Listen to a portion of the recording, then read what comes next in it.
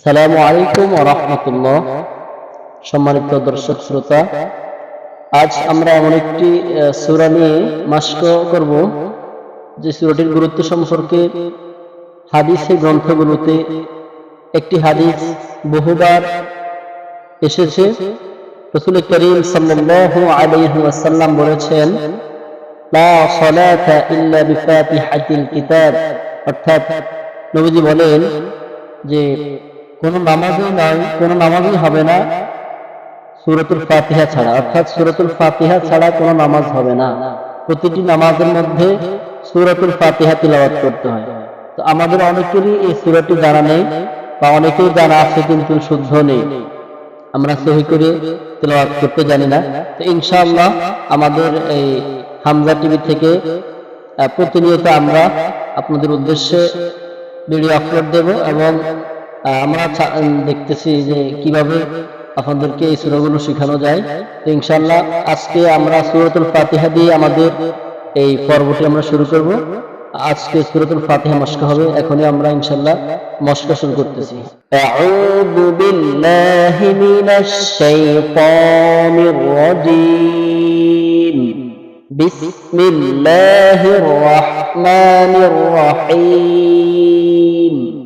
الحمد لله رب العالمين. الحمد لله رب العالمين. الحمد لله رب العالمين. الحمد لله رب العالمين. الرحمن الرحيم. مالك يوم الدين.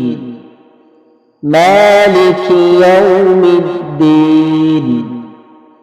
إياك نعبد وإياك نستعين. إياك نعبد وإياك نستعين. اهدنا الصراط المستقيم. اهدنا الصراط المستقيم.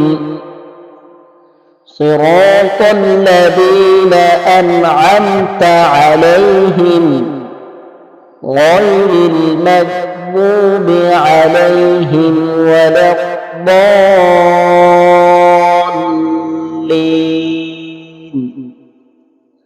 بسم الله الرحمن الرحيم. الحمد لله رب العالمين. الرحمن الرحيم.